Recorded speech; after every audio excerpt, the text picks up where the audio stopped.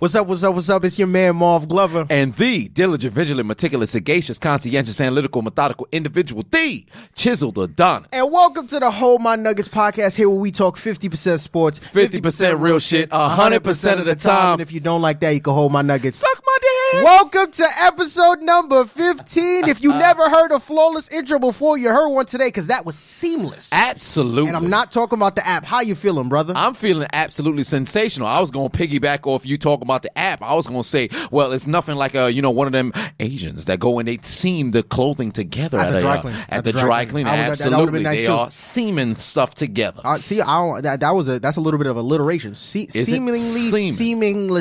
I hope we not fucking up the sound. I hope you didn't say semen just now. No, I'm not too sure. seeming together. Seamlessly. I've been drinking. Yes, you have. I've been drinking. Yes, so if that is the case, well, this would take the conversation a little bit different. You want to let the people know where you're coming from just now? Oh, well, I was out there hooking them horns at Johnny Utah's. I had free drinks, as you can see that wristband on my hand. You know, for some apparent reason, I've been blessed over the past 4 months. Yeah. All right, I've been drinking free about 8 consecutive times. I don't like to pitch on that sound that I had over there. You can't sing. I don't know what you're trying to do. Whoa, don't do that now. No, I'm trying. You're a talented individual, but that's not in your back pocket. Sing? I'm telling you what I know. Don't make me sing that. No, I don't. will sing. That's what I'm telling you not to do. Don't. And now, no, the end is near. You know what's crazy?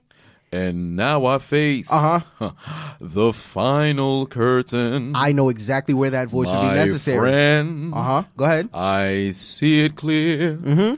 I'll state my case. For which it's certain. I'm pretty sure I messed up the doggone lyrics. Whatever the case may be, I could sing the hell out of a Frank Sinatra song. You should bring that voice to our old church choir. I think. Oh, should I? Oh, I ain't going back. I left. No, they would love to have you. Listen. Come on back. I'm saying, listen. I'm gonna cut the clip up. I'm gonna send it to the pastor. He will invite you himself. Listen, we not coming back. He'll email you. He'll CC the new pastor, all the deacons, praise and worship, the whole nine. Go ahead. Say what you gotta say. Listen. Shout out to Clemont, 209 Clemont Avenue. I'm not coming back. No, he's coming back.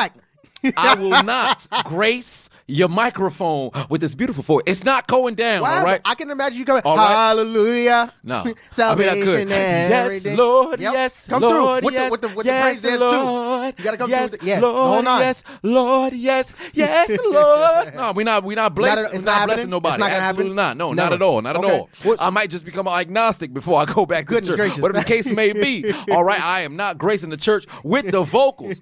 But how has your week been? Because first and foremost, before we even get into Marv Glover breaking it down, let's just first and foremost congratulate this man because he performed this past Monday on Caroline's on Broadway for the New York Comedy Festival. More importantly, not only did he perform, he was the best set of the night. The headliner stepped on and said, how can I follow that man with a mustache? This man was murdering, okay? Let me tell you something. Okay. He regularly performs. At the comic strip. He regularly performs at the West Side Comedy Club. He's regularly perform at the Brooklyn Comedy Zone. Well, not over there, but the House of Comedy, not the Brooklyn Comedy Zone, because that's where I perform regularly. But nonetheless, all right, Marv Glover out here grinding. I'm not sure if the last time that which I was here, all right? Well, then again, that was on Halloween. But the last time you done saw me, I was on stage with Carl Payne, all right? That's Martin. I was on stage with Joe Torre. That's Poetic Justice. But it ain't got nothing to do with what Marv Glover brought to the stage. I don't do anything because I'm Basura. I appreciate you lauding me to be something I'm not, but I'm absolutely trash. I try and tell the audience every single time. I steal jokes from the Chiseled Adonis. Everything that I am is because of this man. I'm garbage. I'm Basura. Clearly. Listen, let me tell you something. My material is poop compared to this man. Pay a ticket. Pay a ticket. First and foremost, Marv Glover is booked. I am not. But if you go to this man's Instagram page, all right, if you happen to be in the tri-state area, in the New York area, do me a favor. Whatever you see listed on there, just pop out. You will hear one of the funniest jokes in rotation from the comedians around the country. Because let me tell you something. It will change the way that you play the game of Uno. That's the only thing I'm telling you right now. That's all I got to say, because this brother right here, he's got a comedy special on the way. And I'm telling you right now, Kevin Hart. Kevin Hart once said, all right, all right, all right. Matthew McConaughey once said, all right, all right, all right. But from this point forth, I'm telling you right now, listen, IG Live, we live right now on YouTube. You pay attention. Take down a pen, take it in your hand, take down some notes. Because when you're playing Uno, from this point forth, every time you end a conversation, you will be saying, Uno out. I can guarantee you it's one of the funniest jokes on the planet right now. You're going to want to tune in. Or deny these claims. Marv Glover is coming. And I ain't talking about ejaculation. Not that either. But what we are talking about is episode 15. And we are here. We're live. We made it to 15, bro. 15. This is a long time coming. Absolutely. You know what I'm saying? I mean, I remember when episode 1 started, they tried to finish us. They try to play us. They try to destroy us. And stop us from being great. You're going to have to tell me who this they is. I'm trying to tell. They told me that we wouldn't be here, man. Who is they? They the same ones that told me I'm not 6'2". We don't believe them. Wait, but I believe him, though. They the same ones that told me my beard ain't connected. Y'all see what's going on right now. No, I don't, though. I'm sure. Wait, hold on now, brother. I know your shit is nice. But you're not just going. Wait. Before, let's talk about it. You see what's going on over here. I'm letting my thing grow out. My man, you're not just going to walk past the fact that you said you were 6'2". That's not. I said what I said. You're not 6'2". Well, you know, this man sounds like the harlots on the caption. I may be 5'4", but my energy's 6'2". Well, I'm projecting it.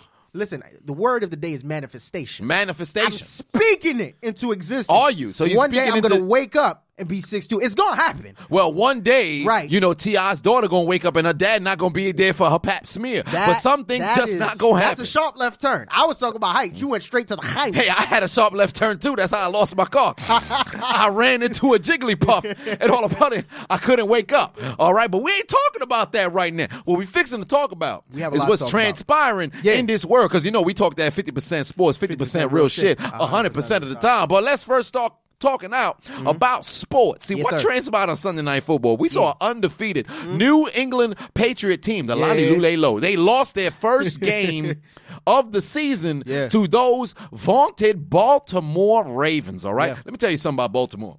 They do not fear New England at all. It doesn't matter if it's Ray Lewis, who's playing middle linebacker, if it's Ed Reed playing at cornerback, if it's Jonathan Ogden on the offensive line, if it's Brian Billick at head coach or John Harbaugh. It doesn't matter who it is. They don't give a damn. Baltimore don't give a damn about no Patriots. Right. All right. If it's Veterans Day and you sit here, you got your hand over your heart. You're singing the national anthem. Baltimore don't care if you're a Patriot or not because they fixing to put their foot on your throat. Indeed. And that exactly what happened with a 37-20 dominant victory, emphatic victory for Lamar Jackson and them boys. First and foremost, I just want to ask you, what was your thoughts on that game and how Baltimore performed? I was very thoroughly impressed with Baltimore's performance. First and foremost, I'm happy about the way things played out because it forced us as fans of the game to really pump the brakes on what we thought about this Patriots defense. Not to take anything away from them. We're going to get to that a little bit later.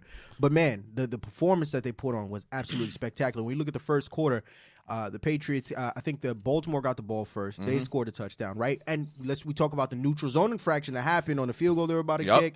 Neutral zone infraction, which we rarely see. Rarely see. I mean, that's why I'm like, really? And more importantly, the Patriots, I think they had 2 penalties on that opening drive. Somebody got cut that day. Whoever, somebody's gone. But the neutral zone infraction, which ultimately led to Lamar Jackson running in for the touchdown. And then from there, I mean, every time the Patriots offense stepped on the field, the Baltimore defense suffocated them. It was absolutely 3 and out. Like, I don't think they didn't score at all in the first quarter. And then going into the second quarter, the only reason they scored was because of that fumble that they had on. Cyrus Jones. He muffed the punt. Right, and then they got really great field position, which set up. I think it was who ran it. I think it was Rex. No, I'm bugging her. Somebody. I think. James White. I think it was. Yeah. Right. Did they score first or did they connect on the field? I think they scored a field goal first. And then I think James. Field goal so first. they scored a field goal first, and then there was another fumble. I think later on. Yes. Mark Ingram did fumble at one point. And that led to a touchdown as well. Got you. Yes. And then I think they scored. That's when I believe James White scored. Yeah. But when you look at the numbers, I mean, Lamar Jackson, 17 for 23 on 163 yards passing, 1 touchdown, no interceptions. But then you look rushing yards. I mean, my goodness, 16 carries, 61 yards, 2 touchdowns. Listen, I'm here to say it right now. Lamar Jackson is damn near the best pseudo running back on the team. Without question. Watching this man work, and he talks about it all the time in his interviews. He doesn't like running, right? He much would rather prefer to pass, but he can say whatever he wants to say. The man is a dual threat quarterback, and he is one of the biggest exemplifications of it in the league right now. When he gets out in the open field, and even when he's not in the open field, the shaking and the baking, it's absolutely sensational. But all in all, you're looking at this Patriots team go up against this Ravens team, and you see what the defense did to Tom Brady-led offense. I think Brady on the day, 30 for 46, 285, 1 touchdown, 0 interceptions. Oh, yeah, 1 interception. He had one? Yeah, he threw it. Oh, yeah, towards that. Yeah. Yes, indeed. But that was like when he threw it, that was like a fuck it. Like he lost. He thought, I got somebody down there, but it ain't Flash Gordon. It was Errol Thomas. I'm looking at it. There were a couple wide receivers in the area, but none close enough to where I understood. He was aiming for, I believe it was Mohamed Sanu, but he overthrew him by about 5 yards. I think that was his primary target all night. He was really pretty much hard to get him because nobody else was really Edelman in the slot, but Edelman was running those option routes, sort of intermediate crossing routes. Got you. However, it didn't necessarily benefit because the offensive line for the Patriots did not really give Tom Brady time. And the blueprint has always been the same to beat the Patriots since Belichick took over. Right. All right, what you got to do is run the football effectively. Right. You saw Baltimore do that. Mark Ingram had 115 yards on 15 carries? 15 carries, yeah. All right, and then Lamar Jackson with 61 yards on the ground. Now, when you look at 61, it don't sound sexy, but those 61 yards were pivotal. Very pivotal. All right, because it set up 3rd and manageable. It set up 1st and 10. It set up different sort of situations. So Baltimore coming into the game, averaging over 200-plus yards on the ground. Right. They may not have gotten to 200, but they were over 150. Right. All right, so they were running the football effectively. Now, that's piece number 1 of the blueprint to beat the Patriots. Number 2, control time of possession. From what I remember, Baltimore controlled the time of possession of 37 minutes. Right. Tom Brady only had the football for 22 minutes. Right. The Patriots cannot win if they do not have the football in their hands. Right. All right? So that's number 2. Number 3, defend the middle of the field. And last I recall, all of the Patriots' yards, they did not come from that middle of the field. Right. All right? So the Baltimore Ravens checked off the 3 things to defeat the Patriots, and more importantly, they played mistake-free football. Definitely. Outside of those 2 fumbles, that was the only blemish on them on the game. Right. All right? They did nothing else wrong. Right. They played sensational football from start to finish. Well, when you going back to the Patriots side of the ball, another thing we have to acknowledge is, I mean, how suspect to a certain degree that this offense looks, because right now that you understand that the problems that they're having at the receiving core, right? You didn't have you lose an AB, no more Josh Gordon, no more Gronk. That was a big talk coming into the season. How are they going to replace him? And N'Keal Harry isn't back yet. Absolutely. Right? So that's another big thing of it. So naturally, you have to, if the passing options aren't there, you have to lean more on the run game, which has been a big problem for the Patriots because they just haven't really been able to run the football all that effectively this season. When you look at it against the Baltimore Ravens, James White on the day, 9 carries, 38 yards. He had a touchdown, but, once again, that was off the fumble, right? Then you had Rex Burkhead and Shoney Michel, who had the same exact stats. They both had 4 carries for only 18 yards, right? I think right now the team as a whole is only ranked somewhere 23rd, I think in the lower tier of the 20s in terms of their ability to run the football. So you don't have a lot of options in your receiving core. You're unable to run the football. The defense needed to show up last night in order for the Patriots to have some chance to beat this team. But the way that Baltimore was playing, it was tough because Lamar Jackson wasn't trying to put the ball down the field. A lot of it was just run through Mark Ingram, and they were doing a lot of like short passes. Yes. The tight ends, they're connected with Mark Andrews and also Doyle. I forget his first name. Right. I don't want to say Jack. No, Jack is the one who's on Indianapolis. Oh, wow. But this particular Doyle, I can't remember what his first name is. Doyle Boyle. Yeah. If you watch Brooklyn Nine-Nine, you get the joke. But All in all, it was a very fun game to watch. But now I gotta ask you, because the question now has arisen. This is the first loss of the New England Patriots season, and a lot of people are bringing into question this vaunted defense. A lot of people earlier on were talking about, is this an all-time? There was no question this is one of the better ones that we've ever seen, right, from the Bill Belichick-led team. But people were comparing them to the Ravens, right, the Bears, and all these other different teams. Given what you saw against this Baltimore team, I got to ask you, Can we now say that we overrated the Patriots defense? No, not at all. I feel the exact same way that I did I'd say midway through the season. Well, this is midway. I'd say a quarter through the season that I feel right now.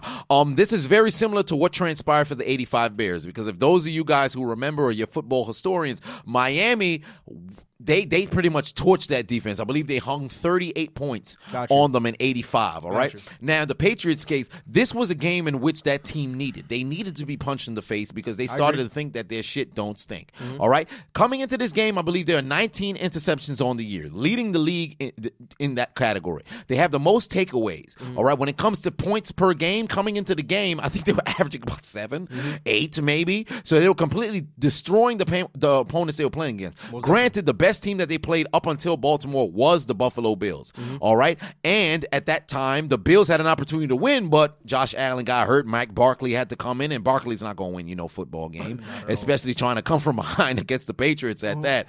But, in the case of how the Patriots are playing defensively, it's not as if the opposing team is inept in moving the football. The Patriots just strategically take care of business. So I'm not going to say they're overrated.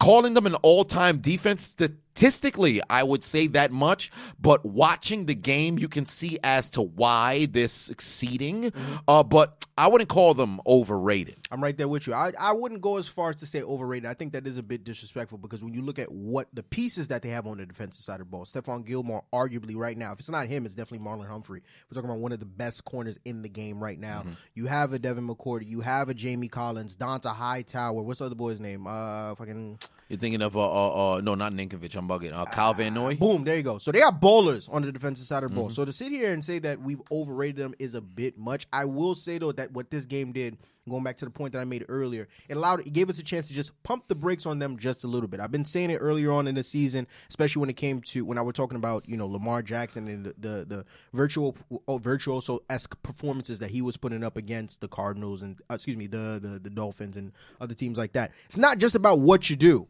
It's about who you do it against, right? And you go down the list of the teams that the Patriots were playing. They were playing scrubs all throughout up until this point. This has been the first time in the Patriots season that they played a team that they're most likely going to see again. They can see again in the playoffs. All the other teams are not making the playoffs. You understand what I'm saying? So they definitely forced us to, I guess, take a moment to all right, hold on, let's wait and see how this thing really plays out. I'm very interested to see how this defense goes up against my Dallas Cowboys. And I'm not being, a homer and all that stuff. I'm genuinely curious, because I think right now Pro Football Focus has them ranked as like one of the top offense in all of the NFL, if I remember correctly. I'll have to double check on that. I'm not sure. I believe so. I think that they're up there. But I know they play the Eagles next week, right? So that offense, they also have kind of similar problems that the Patriots have, limited receiving options. Deshaun Jackson, I think, is out for the rest of the year. Yeah. Right. So they've had Butterfingers all season. Drops galore. It's ridiculous. Put them on Times Square during New Year's Eve. They could work there. Butterfingers, in your words. It's absolutely insane. So I'm not really paying attention to that game just in terms of what the defense is going to do. I think it's going to be a shellacking. But the Dallas Cowboys game is definitely going to be very, very interesting for me. I want to see how they perform up against them. But all in all, no. This defense is still elite. This defense is still one of the best that Belichick has ever coached. And I love what I'm seeing from him, right? All right, sounds good. Now, to end off, with Baltimore, because a lot of people have been wondering about Lamar Jackson, where he's going to go moving forward. And I said this much. I covered it a little bit in my commentary. When we're talking about the best mobile quarterbacks in the league, this man is our generation's, Michael Vick. If you look back, backtracking in mobile quarterbacks in the elite play, you got Lamar Jackson now. Prior to him, you had the Cam Newtons of the world. Then you had a Mike Vick. Before that, you had the Randall Cunninghams. You had the Steve Youngs, back to the Frank Tarkentons. All right? These guys can absolutely bowl. And I've constantly said, I don't believe in Lamar Jackson being able to throw the football effectively, but if he's averaging about 170, through the air, but he's getting 60 on the ground, that's really all that you need. Right. You don't need to be that quarterback throwing for 300, because we fall in love with that now, given that it's a passing league, and you see a Patrick Mahomes, or I guess in the past, an Andrew Luck. You see a Tom Brady. You see a Ben Roethlisberger. You see a Matthew Stafford. Hell, even a Carson Wentz going out there and slinging it every single game. So you assume that's that's what the standard should be. But with Lamar Jackson, if you're running and it's winning your football games, then hell, why not? Right. All right, because Mike Vick wasn't killing people 300 yards per game. That wasn't the case. Right. He was giving you 190. He was giving you 220, and on the ground, he was giving you 80. Right. And if that's enough to get a team to the NFC Championship, damn it, that could do enough for Baltimore to get to the AFC Championship. So I would say that Lamar Jackson's living up to the hype. A lot of people asking the question marks. For me right now, he's made me a believer. I believe in Lamar Jackson. I'd like to see more passing, but damn it, he don't have to. So he's got me as a believer, man. But do you think he's lived up to the hype coming into the NFL? Well, of course, 100%. Because first and foremost, right now, I think he's the best quarterback out of his draft class. Who else was in there? We got Baker, who I think was also in there. Yeah, Baker, and we know how Sam Darnold, Josh Darnold. Rosen, Josh Allen. Yep. And there's one more name. We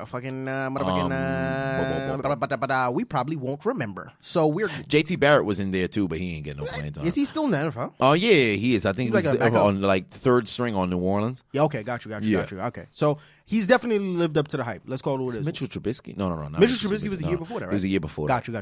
We're never. You being who you are, it's gonna hit you like later on. Yeah, most likely. Yeah. So most likely. You sure you don't want to try again one more time? All right, so you got Baker. He was number 1 overall. Got you. I think Darnold was number 3. was Josh in there. Allen, Rosen, that was 4. There was a 5th guy because there was 6 in the first round, and Baker was, pardon me, and Lamar was taken last. Yes. Of that 6 in the first round. I'm trying to remember who else got taken. We're not gonna remember. Probably not. It's gonna be one of those things that hit you at the end, like boom, and then bam. Yeah.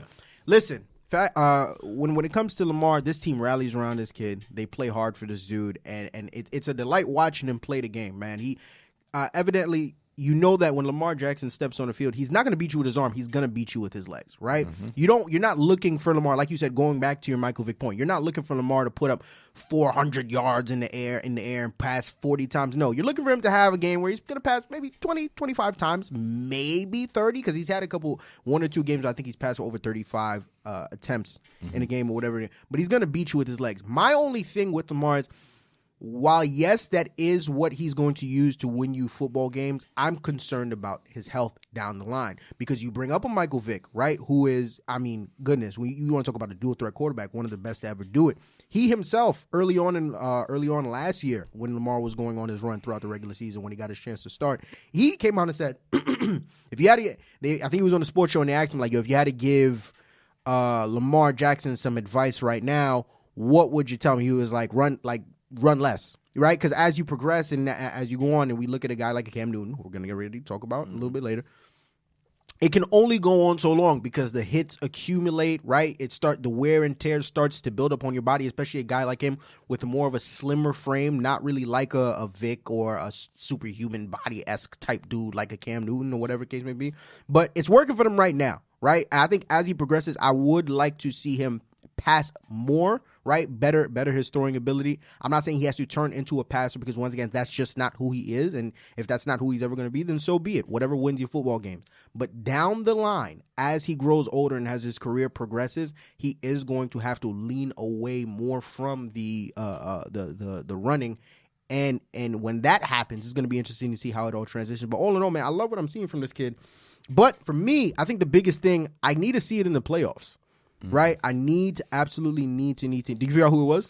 No, there was in the first round. It was just those 5. And then afterwards you had the JT Barrett and the Mason Rudolph. I really had to go and look. I know, because I knew it was bothering you. On my mind. I knew it was. It turns out it was just 5. It wasn't 6. Okay, but JT Barrett was. there any other quarterbacks later on? Mason Rudolph and JT Barrett. That's it? Those two. But I really don't want to go through it because I got the third round. I'm like, I'm not going to keep looking through the 6 rounds and everything like that. But, as you were saying with Lamar Jackson. Yeah, when it comes to Lamar Jackson, I love what I'm seeing from him. I love how the team rallies behind him. I love the way that he plays the game. Like I said, health-wise, down the line, he is going to have to lean away from that so as much running, which Michael Vick himself has come out and co-signed. But for me, I have to see it in the playoffs because we saw what happened to him last year in the playoffs. Where he got exposed. It was bad. I don't think it's going to be the same case this year. I think that this team is definitely new and improved. And he himself has shown that he has gotten better on in his passing and his running ability and stuff like that. So I like what I'm seeing from him, but I like I said, I need to see how it looks in the playoffs, and then I'll be able to decide. Now I'll ask you this regarding a quarterback that we have seen in the playoffs. Cam has been put on IR. Oh, Cam. And okay, Dion, but his season is over. Oh, it's done. Now, would you consider his career in Carolina over? Because I watched this video on his YouTube channel where he addressed his injury situation, but this was back in September. This is prior to, him announcing, I don't think I'm going to be able to come back, and then they're placing him on IR. I'll say this much. Cam's situation is very interesting, and you've been saying since the beginning of the season, they said explore trading him, and I have since turned. I believe that they should explore trading Cam. That's not to say that he's not better than Kyle Allen, because I still believe even an injured Cam Newton is better than Kyle Allen. Yeah. And that's no slight on Kyle Allen. I'm just I love the way that Cam Newton plays football. But if I'm Carolina, you got 19 mil. You got 19 mil. You'll probably get back if you trade him or cut him. Teams will be willing to go find somebody like him, and more importantly, a team like Chicago desperately, they can use somebody like a Cam Newton. And I've constantly said it. I don't know how many times I have to reiterate, reverberate, and regurgitate this said sentiment regarding that. I'm not one to pull the plug on young QBs, but if you're reaching for the outlet, I understand in the case of Mitch Trubisky. So if I am Chicago, I might try to make a move for Cam in this offseason to try to get him there next year. But for Cam, man, I think it's over in Carolina. I'd have to hand it to you. You had the right opinion early.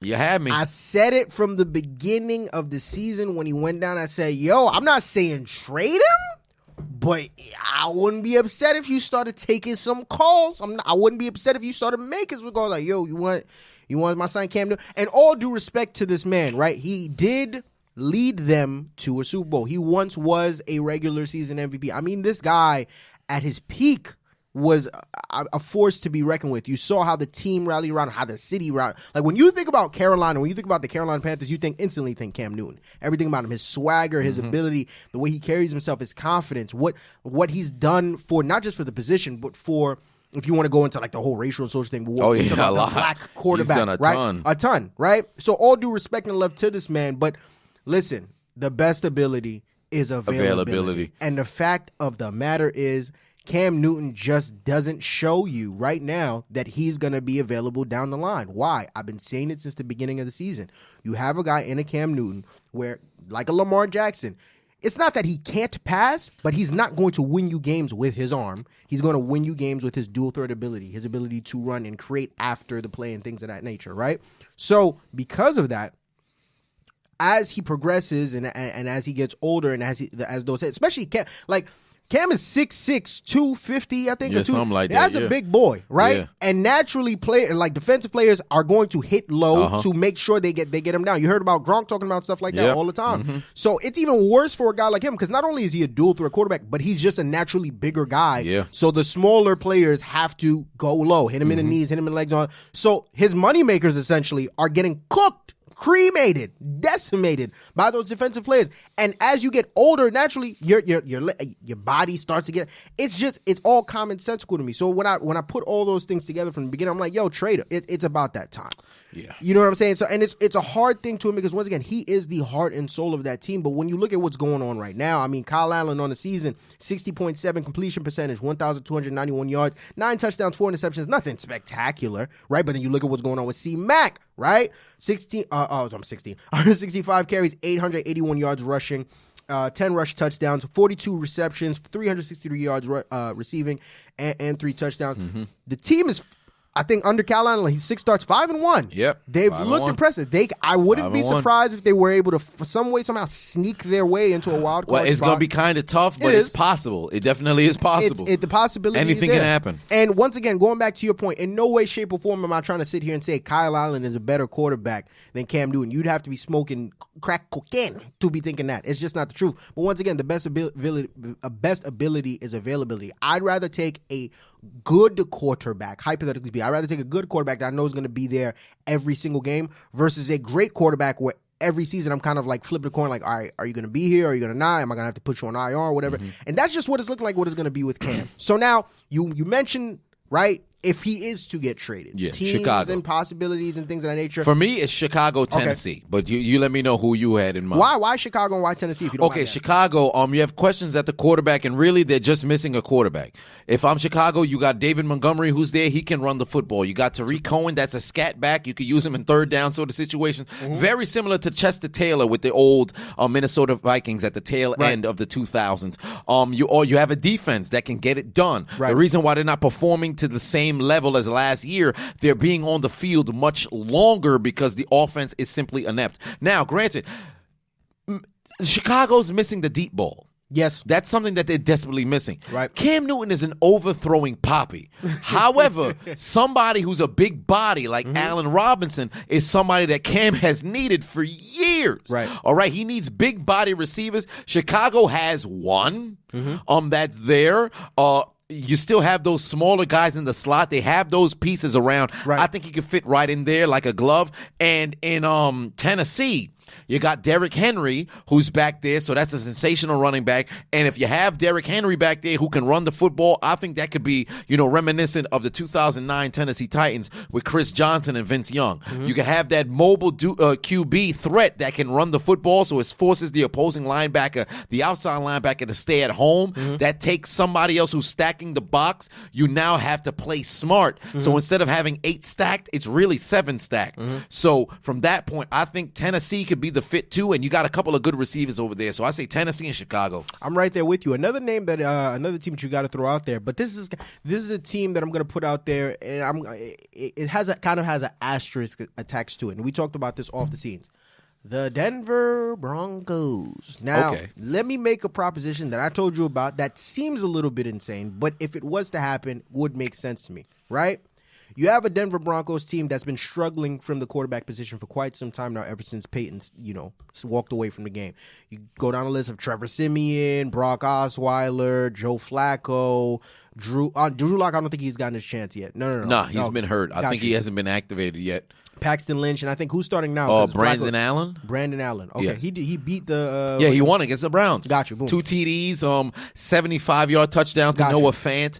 A beautiful touchdown catch from Cortland Sutton, where I think he mossed. Was it Denzel Ward? I remember that. He dove and caught it right over. Crazy. Sensational catch. Crazy. All right, and Phillip Lindsay had 9 carries for 92 yards in the TD with a sensational touchdown run as well. There you go. But Denver, I do agree with you. I think that'd be a good fit for Cam as well. Denver would be a good fit. This is an organization, all right? John Elway has been very hit or miss these past couple of years in terms of his quarterback search. I think Cam would fit in well to that system as long as they put the right pieces around him. Because going back to your point, if we're talking about what he needs to be behind, worst case scenario, a good offensive line. Yeah, Denver, they don't got it. Point, and they don't have it. They don't got it. They don't have it, which is why I made the proposition. Look, I know this may seem crazy and insane or whatever the case may be, but you look at a player like Von Miller.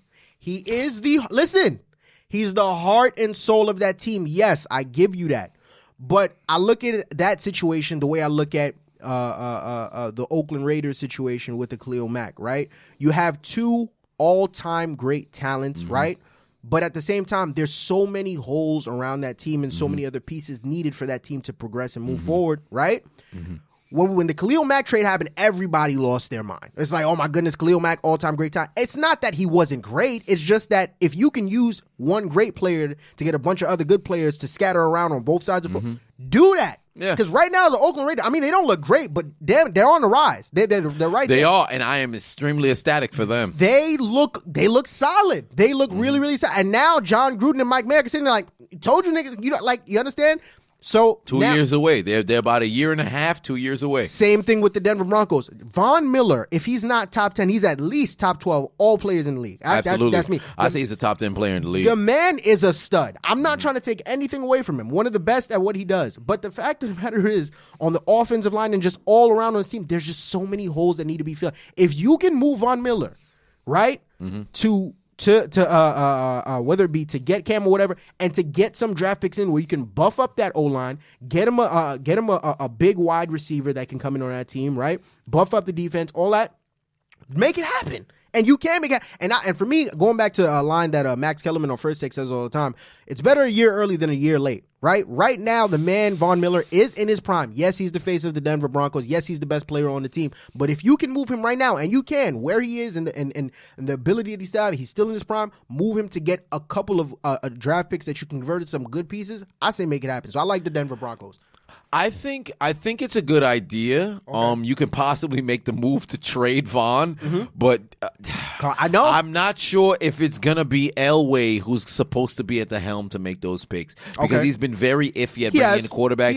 But if you make the trade with Carolina to bring in Cam Newton, you had better make sure you bring in a ton of picks as well. Yes. Because if you're gonna trade somebody, you want to have the best case scenario if you trade a big time name, similar to what the Oakland Raiders, where they got a ton of picks, and we'll see how that all transpires moving forward. Right. But the best sort of, a model that you can look at is that Herschel Walker trade in '89, I believe, where Dallas got all of those picks that turned into all of that core that they needed to win those Super Bowls. So if Denver is to make the move for Cam, it better not just be player for a player because they need to make sure they zoop up other positions. And John Elway did a hell of a job in his first 3 years in bringing in the right pieces. But since then, it's been kind of rough. I believe John Elway can turn it around, but we'll see moving forward. And what we should get to, because we're talking about pieces, we got to make sure we talk about an individual who looked as if right now he don't really got no career. He might just be selling pieces because he need to be the host of the Itchy and Scratchy show on The Simpsons and take Krusty the Clown out of business because shit, your man's who's no, your man's. That's not my guy. He played for your team. He ain't never wore the silver and metallic blue. That's you. So you go ahead. Go ahead. He trying to. Oh, we don't want him. He trying to. We're good. We're good. Antonio Brown. No. Enough from the clown. He is wilding out here in these streets. I don't know if you've seen recently on this man's Twitter feed. Oh, I've seen it. But he's supposed to meet with the NFL next week. But he says, fuck the NFL. They not doing good by us blacker folks. And then 5 hours later, this man gets back on Twitter. And says, I apologize for my outburst. I actually am a little bit emotional. I would love to be back on the NFL field. What is going on with Antonio Brown clown? You let me know, because Joker movie just came out, but evidently I saw Antonio Brown's in the credits. All right. Good Lord. Yo, what's wrong with your boy? What's wrong with your man? First of all, is it Antonio Clown or Clowntonio Brown? We could really go either way. Yeah, I mean, it's your guy. What is wrong with Antonio Brown? It's sad. It's absolutely sad. You know what's funny? I saw initially when he tweeted out that first tweet. And when he tweeted out that first tweet, I sent it to you and I was like, I mean, but first off, nobody was saying anything about Antonio Brown at all leading up to it. That's why I was confused. Nobody was talking about his upcoming meeting with the NFL. Nobody was talking about if he'll ever come back. Nobody said a word about this man. He was just chilling in the crib like, man, fuck y'all. I'm about to do something now. He's like, I need some attention. I need to make something happen. He was like, fuck the NFL. I don't need y'all. Y'all treat black people wrong. And on top of that, I don't know if you read the tweets close. He said he was going back to CMU. I think he needs to stay there. He don't know how to talk. He doesn't know how to write. He's very illiterate. I think he might be taking online classes. I don't know. He need to figure it out because all that money, he need a writing tutor. He's fucking up. He's it's really, really Malcolm X could write a better paper than him right now. Malcolm X real busy. Too busy being dead. I mean, AB can't write worth a lick. I'd put my money on Stevie Wonder passing a written test before AB, and he can't see. So that tells you a lot about man. It's absolutely terrible. So he puts that tweet out, and I said to you, I'm like, yo, bro, was like nobody was talking about you. What is this about? Nobody's worried about you. We worried about the season. We worried about football. You're not a part of football. Ain't nobody looking at you. Cool. Then a couple hours later, some tweets another thing. He's like, hey, my bad on that last tweet. I actually want to play in the NFL. I really love to be back in the NFL. I'm a little emotional. I just love football. Holla at me when you can. Enough from the clown. I mean, listen, going back to the point that we've been making since the whole Oakland Raiders debacle. No, not we. I give it to you because you've been saying this since day one, and I co-signed and I agreed with it. The man clearly has no one around him to snatch the phone from his hand or just put him up against the wall and be like, yo, what the fuck are you doing? Because that's essentially what's going on. The man, he's a loose cannon. I don't know who he has in a circle, square, triangle, whatever it is, but he needs to make some type of adjustments around him because he's fucking up. He looks bad. And tweet by tweet, moment after moment, he is only ruining his image even more. It's absolutely sad. What do you take on it? He may never play it down in the NFL ever, and it has nothing to do with his ability on the field. This man has single-handedly become probably the most self-destructive. The most self-destructive football player in history. I think his Twitter account is going to need a football life. How are you kidding me? Ruined an entire Hall of Fame career. It's terrible. 30 for 30 coming to your ESPN Plus. You know, soon enough it's only going to be on Plus, so you got to pay a subscription for that. Yeah. You can get you a harlot who has the ESPN Plus. All right, but regardless, AB is just it's bad. It's terrible. Terrible. This man here, I don't know what's going on with him. I'd love to point it towards like, oh, these just bipolarism. Man got CTE or something like that. But it really just goes down to he never had anybody check him. Nobody's checking him. And it kind of shows you, in no shade against your team, but let's just call it what it is. It kind of makes you wonder how much Pittsburgh enabled him. Oh, absolutely. Back when he was there. Because he was the star talent, because he was the guy when he was there. How much stuff they swept under the rug, how much bullshit that they tolerated. You heard the reports about late to meetings and all this, late to the practice and all these other different things. The star treatment that he got treated with. Ultimately, him trying to take that same BS to Oakland ain't work. Well, I mean, it kind of worked out because John Gruden was trying to, Yeah, he damn near bent over backwards. He got sodomized by AB verbally. And then he tried to bring that same nonsense and Fugagamo to New England, and he found out quick, oh, no, we don't fuck around with that shit. Bye-bye. Yep. And then that was it. And now he's over here still trying to play by his rules and do it his way. And what he fails to understand and realize is, bruh, the league is going to go on without you. You are an all-time great player, one of the best to ever play your position. But trust and believe, more will come after you who probably will be better. Let's just call it what it is. It's going to be a bunch of but it'll be here and there, and the league will continue to move forward with or without you, Antonio. And on top of that, if you look at the teams that he participated for, Pittsburgh is sitting at 5. They're sitting at 500 at 4-4. Oakland has just got over 500, sitting at 5-4. And the Patriots, they may have just had their one loss, but they've only got one loss on the season. AB can be replaced, right? Regardless of this man being a Hall of Fame talent, regardless of this man having 6 years that was unmatched by anybody in history. The only thing that came close was the fact that Jerry Rice had 95 touchdowns in a 6-year span. But outside of that, nothing came close to what Antonio Brown was putting up. Now it makes you wonder, was it really AB or was it the quarterback play? Was he something that he was just a weapon, but he wasn't something that was a necessity? Because teams can win without you. And this is just like when we talked about off of the air, where I said this is a guy where AB became bigger than Antonio Brown. Right. The personality and the face, the figure that was AB came bigger than Antonio Brown, the man. He fell in love with that, celebrity that came with his name, with his brand, and now he's completely out of whack. And I'll say this much.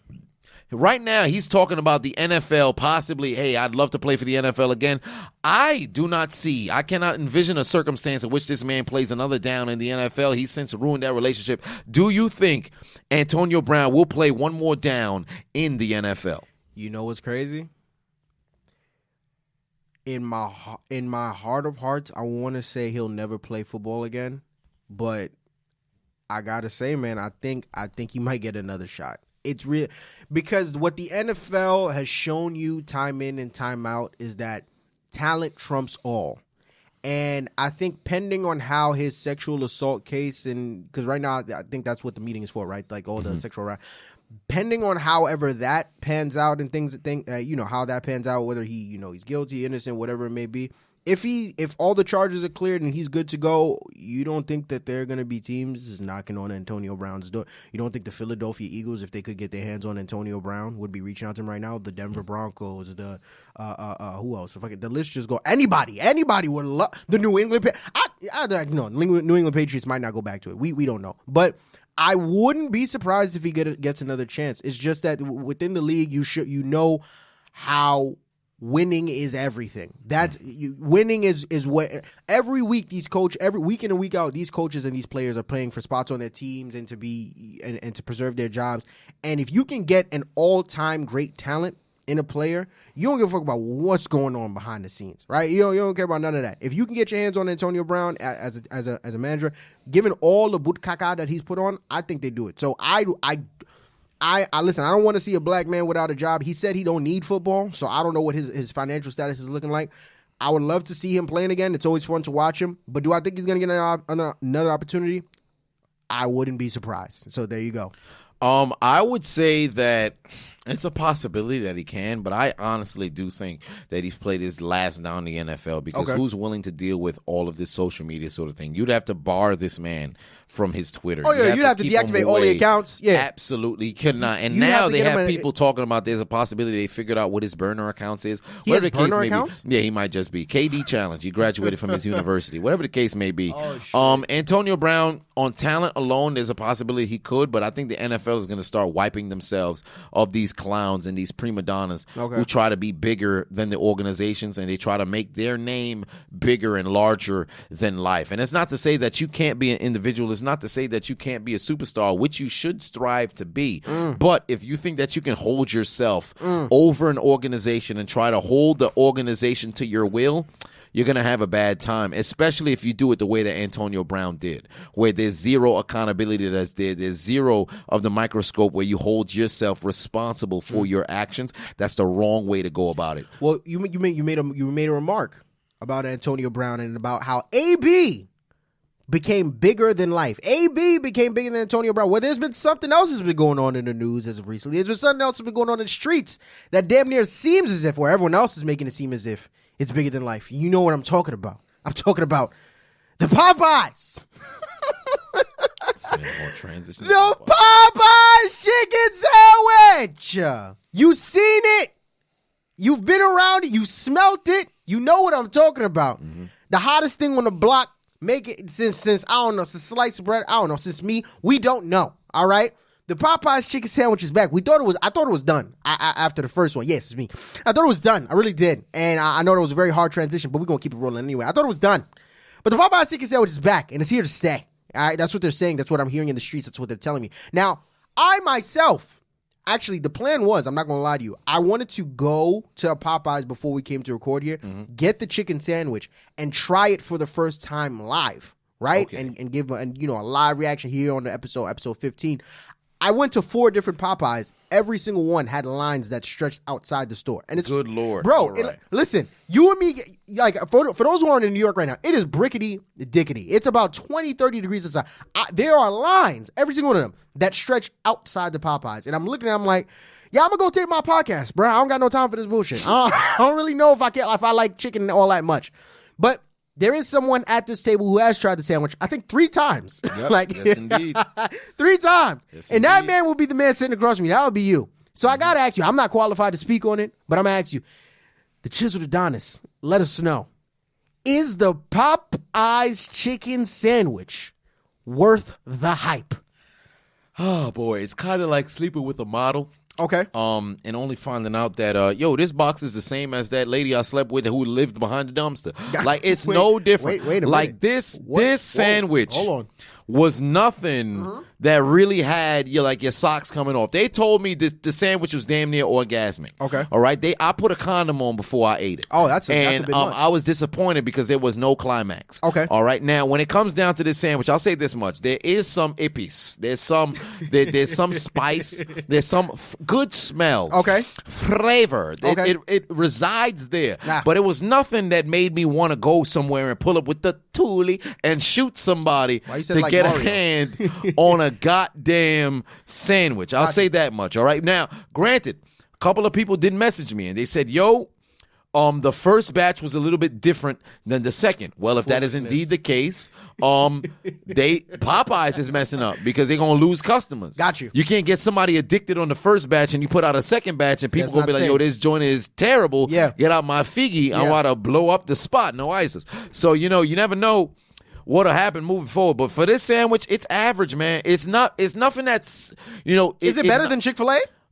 I cannot say it is. Really? I cannot say it is. What's cheaper than Chick-fil-A's? Because Chick-fil-A sandwich, how much is Chick-fil-A? Just the sandwich by itself. I think it's like $5, $6. Yeah, it's probably like $5. Popeye's chicken sandwich like is only $3.99. Oh, $4. 4 inch and change, right? With tax and all that. $4.36 most likely. $4.36. Okay. Change, So you tried it 3 times. Now break down. Why exactly did you try it 3? Because you had it the first time, then you made the rant, which is trending right now. It's doing really good numbers. You were just like, yo, this sandwich regular, blah, blah, blah, blah, blah, blah.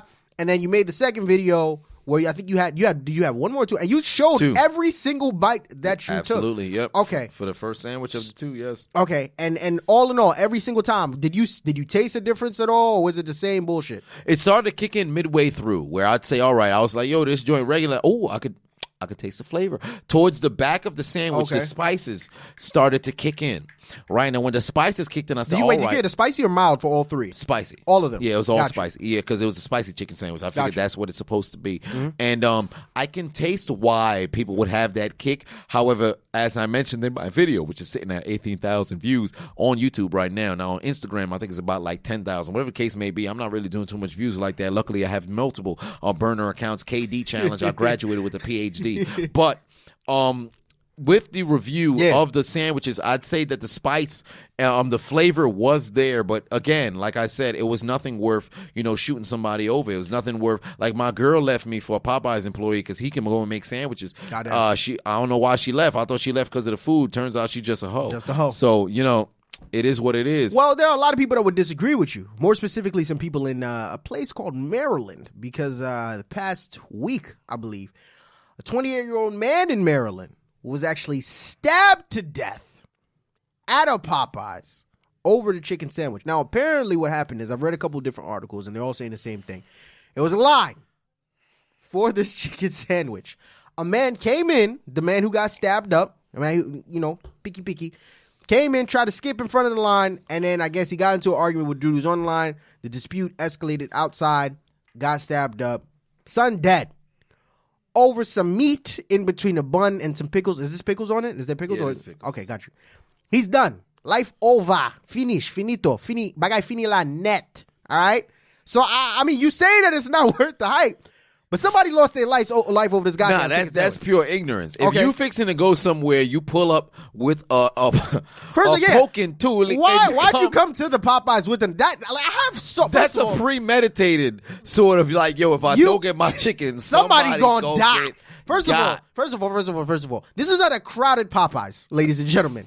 Meaning that, and it wasn't like he was shot away. No, this wasn't a driver. He was stabbed, meaning this was a close range. Multiple times. So meaning, if this was a packed Popeyes, at least 10 people saw this shit go down. So, this man is still at large. There hasn't been anybody else. Meaning, people saw it and nobody reported this. Why? Because nobody wants to be the snitch on a man who's willing to take a life for a chicken sandwich. That man is a dangerous man indeed. I don't want no smoke.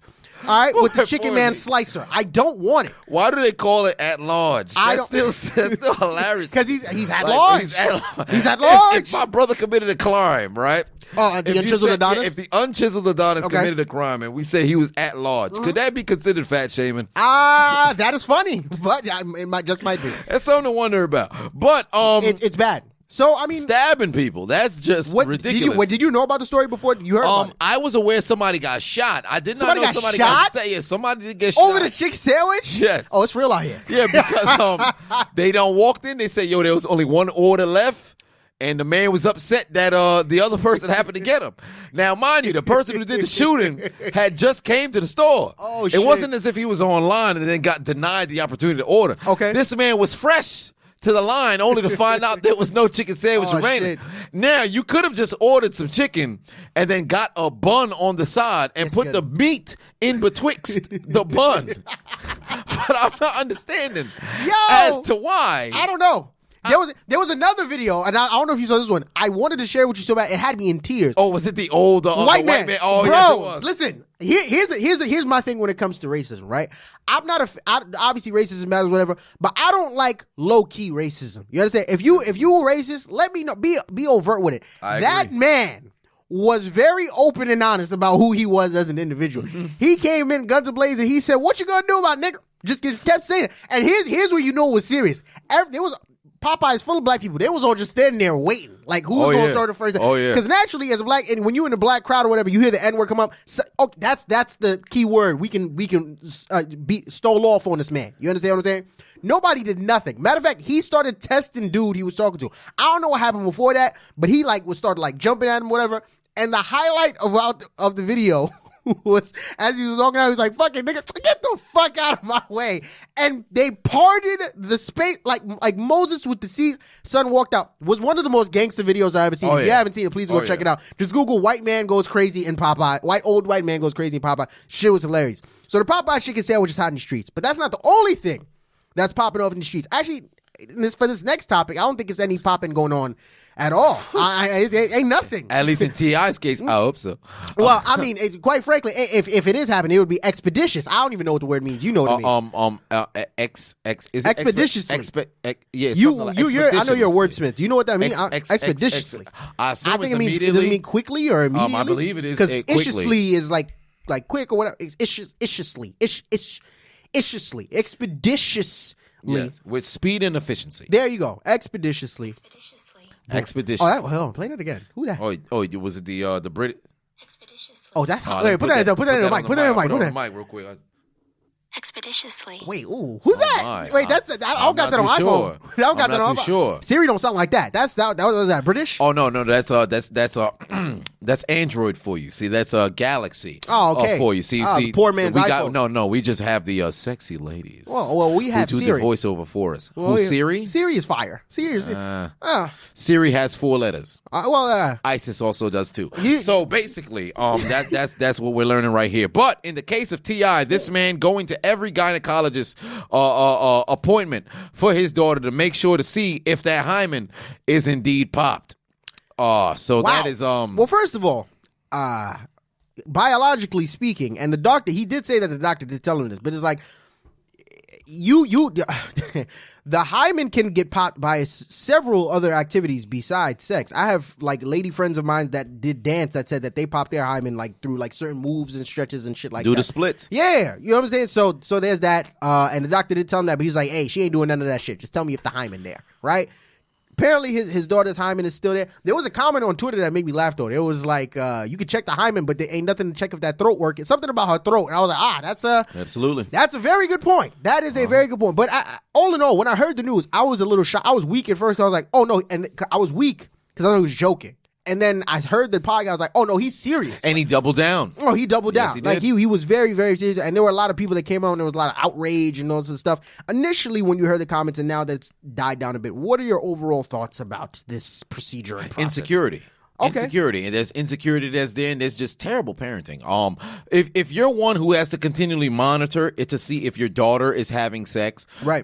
You're a clown. Like this man, get him the same shoes that Antonio Brown is wearing, because what is the purpose? What is honestly the purpose? Yeah, children are going to go out and have sex if they're going to have. Your goal as a parent is to make sure you instruct what can transpire if you do this, right? Without understanding the consequence of your actions. Mm-hmm. In the case of a woman, a daughter specifically, if you do go and you engage in all of this frivolous sexual activity, you just got to make sure, all right, if I do it, am I safe to where I don't get any STDs, STIs, and more importantly, am I in a position in which I do not get pregnant because I am not prepared to go and raise a kid? Right. The same way that you would raise your daughter to make her understand what happens, because when you get pregnant, you are the one who's pregnant. Right. Us men, we have the benefit of just being able to shoot and not have to worry about anything bodily happening. Right. With women, that's 9 months. You've got to deal with a child growing inside of you. Right. Now, the same way that he instructs his girl to make sure she understands the weight of what can transpire, he can do the same with his son. This is where T.I. messed up, because he said solely for his daughter to make sure, I'm going to make sure, she not out here getting fucked, nobody clapping her cheeks. But when it came to his son, you go out there, you sling that. So you never really put into perspective the fact that this man can get somebody pregnant, mess around and be binded for 18 years. Right. From what I saw, once I saw the news, I said, this man is a clown. If you're doing all of that, first and foremost, what does that say towards your daughter? And what is that sort of interpersonal sort of relationship between father to parent or father to daughter? Because the way I see this, you're only occupying the space as an authoritarian sort of figure. Right. So you're only putting that fear into your child. child. Right. And more importantly, you're holding their entire value to sex. You're not over here asking, yo, how's your grades? You're not over here asking, what's your passion? You're not over here asking if your child is happy. Right. You're just trying to figure out if they fucking or not. Right. Where do you stand as a parent? The way I see it, homie out here looking like a clown. You call him TIP. The man's name is Tip. Well, evidently, you're trying to make sure nobody getting no tips in your daughter, and it's all a matter of time before they start putting tips in her G-string because she only values sex because that's what her father thinks that she's all about. She fixing to start stripping. Call her Tokyo Tony. She gonna start asking white man would they like to eat her pussy on command. Yo, very well said, my brother, within your soliloquy. And to double down on your point, to add on to it, everything you said was so thoroughly put and very well said. But to add on to it, and as Haitian kids, we can definitely relate to this. What parents like this don't understand is that, first of all, there's levels to this, right? There's strict, there's discipline, there's strict, there's protective, there's overprotective. This is damn near invasive. You understand? Like like when I read it, I'm like, you do too much. You understand?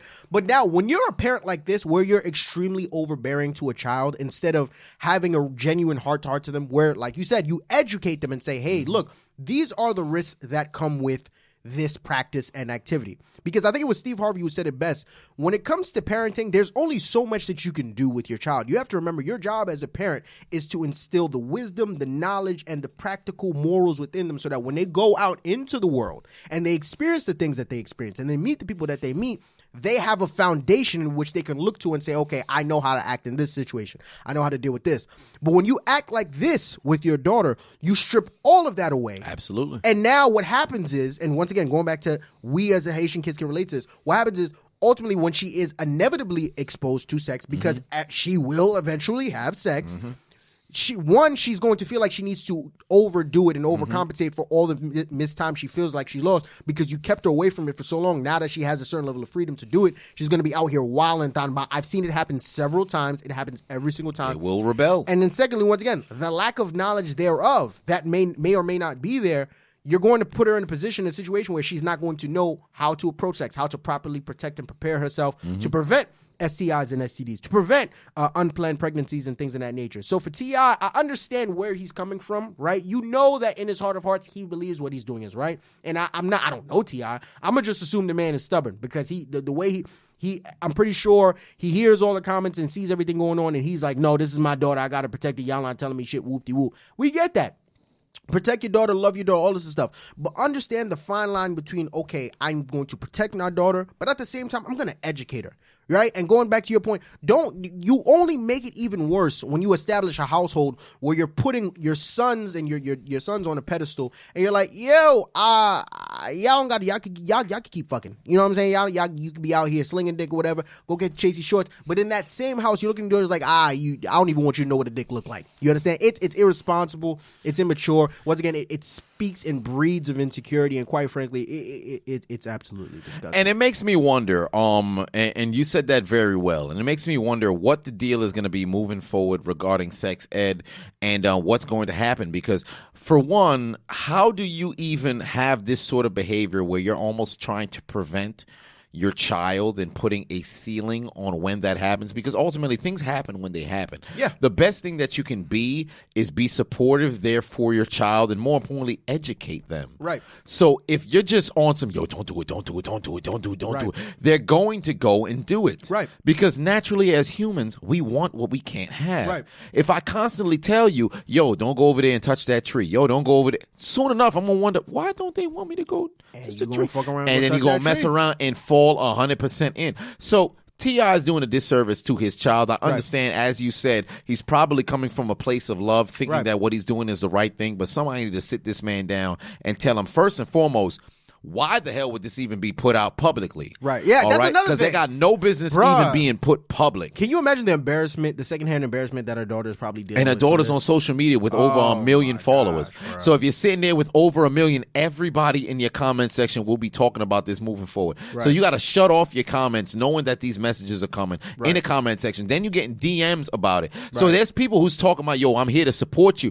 But regardless of what their intention is, you're continually hearing about it. Right. And if you didn't have an opinion about it yourself, because if this has been happening for years upon years, right, you're under the impression, oh, this is just what parents do. Now you're finding out, wait a minute, maybe my dad is a little bit abnormal in how he's going about it. Right. So now, since you're in an age in which you're malleable, right. you're going to sit here like, oh, wait a minute. Is he wrong? So now that's going to create even more problems in that household. T.I. should have never even put this publicly. Ever. And when he said it, he should have just kept it preferenced as a joke, because when he first brought it up, it seemed as if, it was all funny. Until they asked him, and then he doubled down. He was like, he should have never done that. This is something that should have been kept in private, and more importantly, now that it's public, he almost must address it, because he's somebody who always talks about social injustice and talks about social issues and trying to push the community forward. If that's what you want to do, there's no way you're going to have this exist and have this as a cloud, and you do not talk about it. Listen, so man. He needs to first make sure that he educates his daughter at that, and then number two, if he don't, this can result in hoish behavior from his daughter and her wilding out. Extreme hoish behavior. Oh yeah, without question. Extreme hoish behavior. It starts in the household, man. In fact, listen, I hope he writes his wrong, but ultimately, like I said, I don't know him personally, but I'm gonna assume he's just a hard-headed dude, so we'll see what happens. But ladies and gentlemen, that concludes episode 15 of the Hold My Nuggets podcast. As always, we love and appreciate y'all for tuning in. I am your host with the most, Marv Glover, and across from me is the diligent, vigilant, meticulous, sagacious, conscientious, analytical, methodical individual, the Chiseled Adonis. And as always, this is the Hold My Nuggets podcast, here where we talk 50% sports, 50% real shit, 100% of the time. And as always, if you don't like that, you can hold my nuggets. Suck my dick. Thank you. Good night. Good night.